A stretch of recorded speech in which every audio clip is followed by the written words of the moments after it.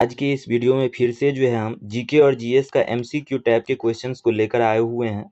यदि आप किसी भी जनरल कॉम्पिटिटिव एग्जाम का तैयारी करते हैं, जिस एग्जाम में क्या कहते हैं जीके और जीएस पूछा जाता है, उसके लिए यह वीडियो काफ़ी लाभदायक होने वाला है। तो चलिए शुरुआत करते हैं पहला क्वेश्चन से। पहला क्वेश्चन क्या है कि निम्नलिखित में से किस एक अधिकार को जो है डॉक्टर भीमराव अंबेडकर के द्वारा संविधान का आत्मा कहा गया है। तो देखिए ऑप्शन नंबर डी इसका आंसर हो जाएगा। संवैधानिक उपचार के अधिकार को जो है भीमराव अंबेडकर के द्वारा संविधान का आत्मा कहा गया है। अब यह हमारे मौलिक अधिकार के अंतर्गत आता है। हमारा मौलिक अधिकार जो है भाग 3 में 12 से 35 आर्टिकल के बीच आता है। किसमें आता है? भाग 3 में आता है, 12 से 35 आर्टिकल के बीच में आता है। संवैधानिक उपचार का जो अधिकार हमें मिला हुआ है वो आर्टिकल 32 के तहत मिला हुआ है। अब संवैधानिक उपचार के अधिकार का हम लोग प्रयोग कैसे करते हैं आर्टिकल 32 का, कि जब हमारे मौलिक अधिकार का हनन होने लगता है, जब हमारे मौलिक अधिकारों का कोई उल्लंघन करता है ना, तब हम क्या करते हैं कि डायरेक्ट सुप्रीम कोर्ट आर्टिकल 32 के तहत जाके हम अपने मौलिक अधिकार को जो है बचा सकते हैं। या यदि हम हाई कोर्ट जाना चाहते हैं तो आर्टिकल 226 के तहत डायरेक्ट हाई कोर्ट जाकर के जो है हम अपने मौलिक अधिकार को बचा सकते हैं, याद रखिएगा। नेक्स्ट क्वेश्चन से क्या है, नेक्स्ट क्वेश्चन है कि निम्नलिखित में से कौन सा जो है वो अम्ल क्षार, अम्ल क्षार का क्या है? संकेतक है। संकेतक यानी कि अम्ल क्षार का सूचक हमसे पूछा जा रहा है कि कौन सा है। तो देखिए हम सभी जानते हैं कि प्राकृतिक सूचक जो है वो लिटमस है, हम सब तो पढ़ते हैं। लेकिन अब इससे जो है क्वेश्चंस ना आगे बढ़ के पूछा जा रहा है। और लिटमस किसका बना हुआ है? लाइकेन का बना हुआ है। लाइकेन के फफूंदी, फफूंदी और शैवाल, फफूंदी प्लस शैवाल का बना हुआ है, ठीक ना। तो याद रखिएगा यह भी क्या है? लिटमस प्राकृतिक सूचक है। लेकिन अब क्वेश्चंस क्या हुआ है एग्जाम में, इससे आगे पूछने लगा है। तो देखिए इसका आंसर क्या हो जाएगा? सिरका तो होगा नहीं क्योंकि ये तो अम्ल है। अब इसका आंसर हल्दी हो जाएगा। इस तरह जो सूचक है, कई सूचक है। अड़हुल, जिसे अड़हुल रोज फूल कहते हैं, चाइना रोज कहते हैं ना, अड़हुल को चाइना रोज कहते हैं। हल्दी, अड़हुल, कर्मी का पत्ता, ये सब क्या है? कर्मी का पत्र, ये सब जो है अम्ल क्षार का संकेतक है, अम्ल क्षार का सूचक है। तो याद रखिएगा हल्दी, अड़हुल, गुड़हुल, गड़हुल जिसे कहते हैं अड़हुल, कर्मी का पत्र, ये सब क्या है? अम्ल क्षार का संकेतक है, ठीक ना। अब नेक्स्ट क्वेश्चन क्या है,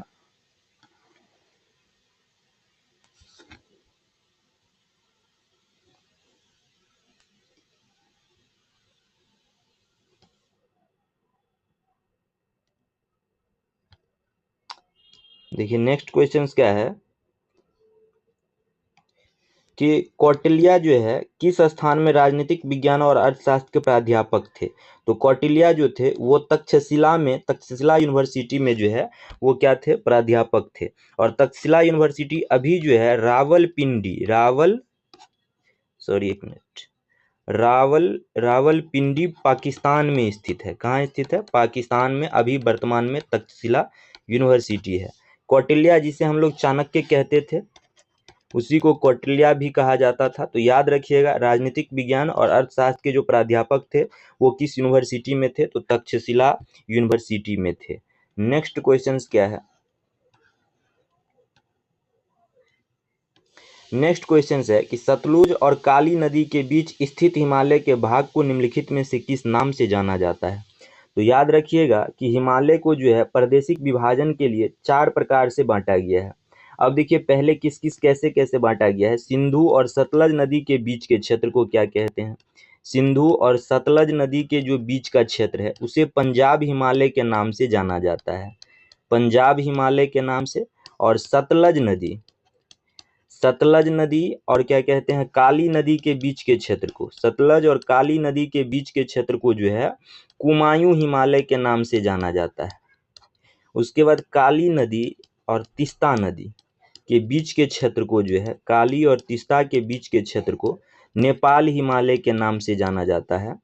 तीस्ता और दिहांग, दिहांग, तीस्ता दिहांग जिसे ब्रह्मपुत्रा कहते हैं दिहांग को, तो तीस्ता और दिहांग नदी के बीच के क्षेत्र को असम हिमालय कहा जाता है। तो याद रखिएगा हिमालय को प्रादेशिक विभाजन कितने प्रकार से किया गया है? 4 प्रकार से। सिंधु और सतलज नदी के किनारे बीच के क्षेत्र को पंजाब हिमालय, सतलज और काली नदी के बीच के क्षेत्र को कुमायूं हिमालय कहा जाता है। तो यही हमसे क्वेश्चन में पूछा जा रहा है कि सतलज और काली नदी के बीच स्थित हिमालय को क्या कहा जाता है? तो कुमायूं हिमालय कहा जाता है। नेक्स्ट क्वेश्चन क्या है,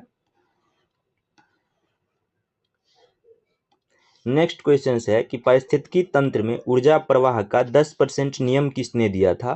तो यह 10% का जो नियम दिया था वो लिंडमैन ने दिया था। लिंडमैन का कहना क्या था कि किसी भी श्रेणी के द्वारा यदि ऊर्जा का जो है उपभोग किया जाता है, ऊर्जा का क्या किया जाता है, उपभोग किया जाता है, तो उसका 10% ऊर्जा ही जो है उपयोग होगा, बाकी का 90% ऊर्जा जो है वो क्या हो जाएगा, हाथ से हो जाएगा, यानी कि बर्बाद हो जाएगा। ठीक ना, तो यह 10% का नियम किसने दिया था? लिंडमैन ने दिया था। नेक्स्ट क्वेश्चन क्या है? नेक्स्ट क्वेश्चन है कि निम्नलिखित में से कौन सा विकल्प जो है पृथ्वी की सतह से शुरू होकर जो है वायुमंडल की परत तक सही क्रम है? तो इसमें देखिए क्षोभ मंडल, पहला जो सतह है, पहला जो परत है वो क्षोभ मंडल है, दूसरा जो हो जाएगा वो समताप मंडल, तीसरा जो है मध्य मंडल, चौथा जो हो जाएगा वो ताप मंडल, और पांचवा यानी कि अंतिम जो हो जाएगा वो बहिर्मंडल हो जाएगा। ठीक ना, तो याद रखिएगा कि पहला परत क्षोभ मंडल, दूसरा समताप मंडल, उसके बाद मध्य मंडल, उसके बाद ताप मंडल, उसके बाद बहिर्मंडल हो जाएगा।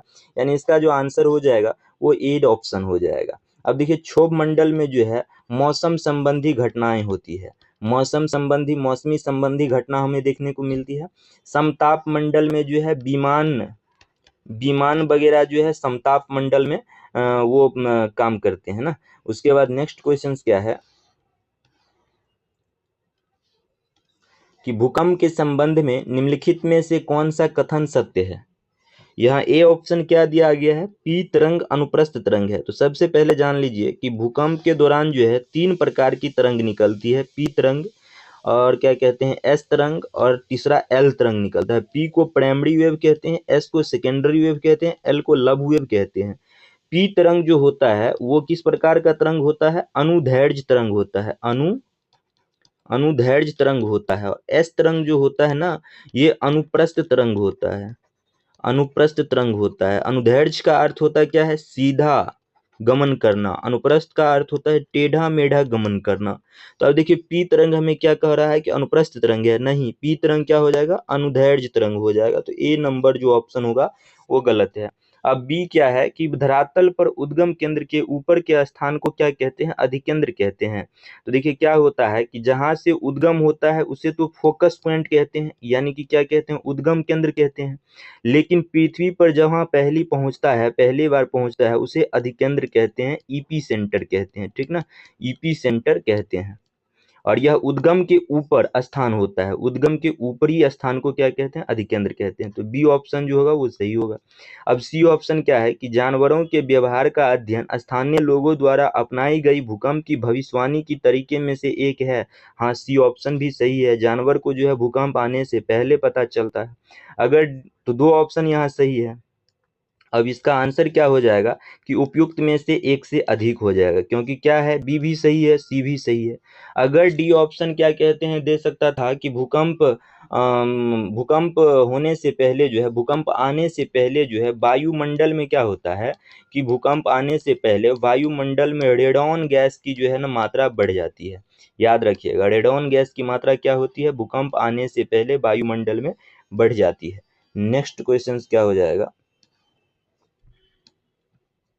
नेक्स्ट क्वेश्चन है कि निम्नलिखित में से किसकी खेती जो है जायद मौसम में की जाती है? जायद मौसम में यानी कि मार्च से लेके जून के बीच में खेती जो की जाती है उसे क्या कहते हैं? जायद मौसम कहते हैं। अब देखिए जायद मौसम में जो है दाल जो होता है ना, वो किस किस प्रकार के दाल होता है? मूंग का दाल होता है जायद मौसम में, जायद मौसम में ही होता है मूंग का दाल, अरहर का दाल। अगर आपसे सब्जी में पूछ लिया जाए तो सब्जी में याद रखिएगा कि जायद मौसम में जो है करेला नाम का सब्जी होता है। अगर फल पूछ लिया जाए तो तरबूज भी होता है, खीरा भी होता है, खरबूजा भी होता है, और एक ककड़ी भी होता है। ठीक ना, तो याद रखिएगा इसमें इसका आंसर क्या हो जाएगा? उपयुक्त में से एक से अधिक हो जाएगा। नेक्स्ट क्वेश्चन क्या है? नेक्स्ट क्वेश्चन है कि निम्नलिखित में से कौन सा कथन जो है उत्तरी अमेरिका महाद्वीप की लेक सुपीरियर के संबंध में सही है? लेक मतलब झील हो जाएगा, यानी सुपीरियर झील के संबंध में सही है। देखिए यह विश्व का, ए ऑप्शन जो है वो विश्व का खारे जल का सबसे बड़ा झील है, समूह है। तो नहीं, विश्व का खारे जल का समूह नहीं है, यह जो है मीठे झील है, विश्व का सबसे बड़ा मीठा झील है, ठीक ना। और तो ए ऑप्शन गलत हो गया। अब बी ऑप्शन क्या है कि यह कनाडा और यूएसए के मध्य भौगोलिक सीमा बनाती है, तो हाँ बी ऑप्शन सही है, यह कनाडा और क्या कहते हैं यूएसए की जो है मध्य भौगोलिक सीमा बनाती है। सी ऑप्शन भी सही होगा, सी ऑप्शन भी सही है, यह दोनों देश के मध्य जो है लगभग 1700 किलोमीटर की लंबी सीमा बनाती है। यानी कि याद रखिएगा, सुपीरियर झील जो है विश्व की सबसे बड़ा मीठा पानी का झील है, पहला बात। दूसरा बात, यह कनाडा और यूएसए के मध्य भौगोलिक सीमा बनाती है। तीसरा बात, यह 1700 किलोमीटर लंबी सीमा बनाती है कनाडा और यूएसए की सीमा पर, ठीक ना। तो इसका जो आंसर हो जाएगा वो क्या हो जाएगा, उपयुक्त में से एक से अधिक हो जाएगा। नेक्स्ट क्वेश्चन क्या है, देखिए नेक्स्ट क्वेश्चन है, भारत के खनिज तेल जिसे पेट्रोलियम कहते हैं उत्पादक क्षेत्र और इसकी अवस्थिति का सही युग्म। ऑप्शन में हमें कहा जा रहा है कि कौन सा ऑप्शन जो है वो सही मिलान कर रहा है। देखिए सुरमा घाटी कहाँ है, असम में है। उसके बाद यदि लुनेज क्षेत्र, यह पेट्रोलियम के लिए यह भी फेमस है। लुनेज क्षेत्र तो गुजरात में है ही, और यह लुनेज क्षेत्र जो था भारत का पहला जो था पेट्रोलियम उत्पादक क्षेत्र था। भारत का क्या था, पहला पेट्रोलियम उत्पादक क्षेत्र था, याद रखिएगा लुनेज क्षेत्र। सुरमा घाटी भी सही है, असम में है। केजी बेसिन बंगाल की खाड़ी में है, यह भी सही है, यानी ए ऑप्शन भी सही है, बी ऑप्शन भी सही है, सी ऑप्शन भी सही है। यानी इसका जो आंसर हो जाएगा वो क्या होगा, उपयुक्त में से एक से अधिक होगा। केजी बेसिन को क्या कहते हैं, केजी बेसिन को जो है कृष्णा गोदावरी बेसिन कहते हैं। कृष्णा और गोदावरी नदी के डेल्टा के क्षेत्र में जो है इस प्रकार का बेसिन है, यह बेसिन है, डेल्टा के क्षेत्र में यह बेसिन है। और यह आंध्र प्रदेश के आंध्र प्रदेश में ना, आंध्र प्रदेश की तट के पास जो है बंगाल की खाड़ी में है, याद रखिएगा केजी बेसिन। नेक्स्ट क्वेश्चन क्या है,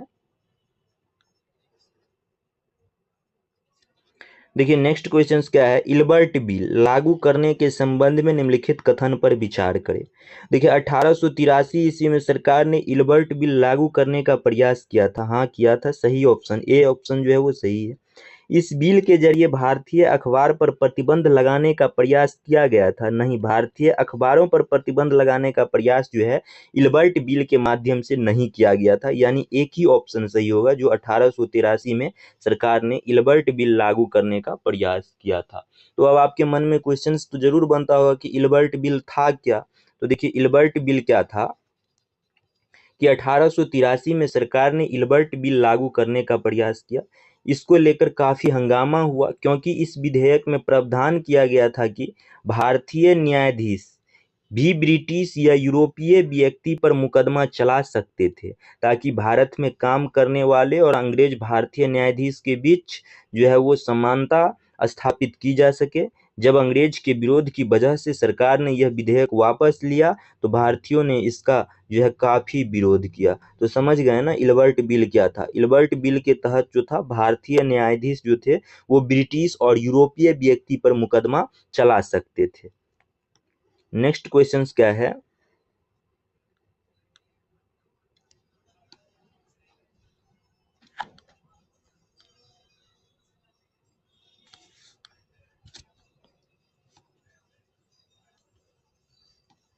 नेक्स्ट क्वेश्चन है कि भारतीय संविधान के 44वां संविधान संशोधन से मौलिक अधिकार की श्रेणी से निम्नलिखित में से किस अधिकार को हटा दिया गया है। यानी कि 44वां संविधान संशोधन करके जो है मौलिक अधिकार के कौन सी श्रेणी से किससे हटा दिया गया है।